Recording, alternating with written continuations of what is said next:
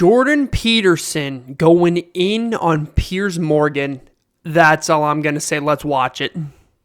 Frick. 40 out of 50 Muslim majority countries in the world are authoritarian hellholes, and only 3 of them are democracies. But there's another ugly issue here, Piers, that no one will grapple with, which is, you described Robinson as anti-Muslim, let's say. Well, we don't really understand the relationship between the religious doctrine, let's say, and the fact of these crimes. Now, I want to make 2 cases here.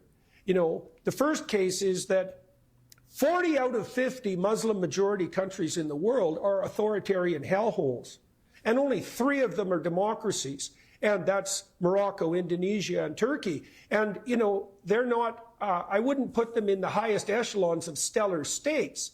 And so why is that exactly? Is that a deviation from Islamic principles, or is it a consequence of them?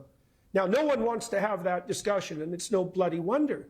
And then, so that's on the negative side, let's say. And there are certainly doctrines in Islam that are very, very difficult to square with free, liberal, Western, Christian democracies. And those differences aren't just apparent, they're deep. Now, I would say on the optimistic side that we could turn to Islamic leaders like those who run the United Arab Emirates, and even to some degree now Saudi Arabia, and the signatories of the Abraham Accords, to find a different pathway. There have been stellar leaders, both from Saudi Arabia and the UAE, who've come out and said that publicly, very publicly, that they've got their Islamic fundamentalists under control and firmly in hand, and are completely undiluted as to their danger. But Europeans are virtue signaling so hard on the progressive side that the fundamental danger from Islamic fundamentalism is going to come from Europe and the UK, and not from the Arab states. Now, Tommy Robinson has been pilloried as anti-Islam, but there's a discussion to be had here.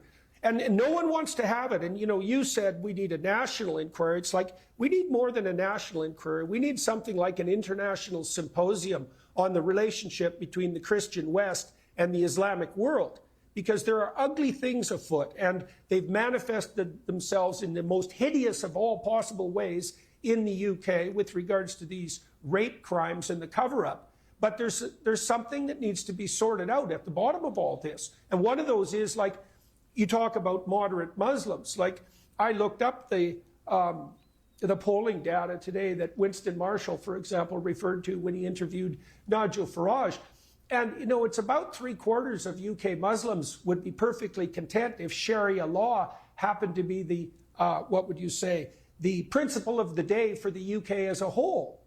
And that it would be fine if Islam became the national religion. Now, that's 75%.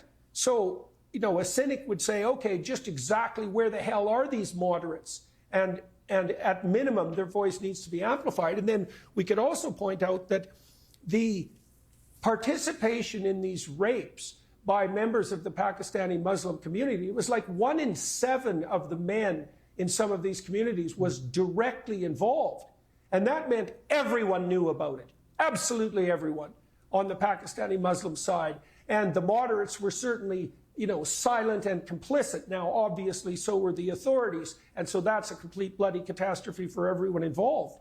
But there's a serious conversation to be had in the West, and particularly in the UK, maybe France and Germany in secondary place, about just exactly how it is that liberal Western democracies, with their emphasis on the rights of women, can live side by side with Islam in general, especially the sort of Islam that's transformed into enabling fundamentalism that allows this sort of criminality on the part of the psychopathic, resentful psychopathic sadists. So here's no one what wants to have that. Man, he is too intelligent for me. I don't know what is going on, but that's the clip. Let me know what you think. Peace.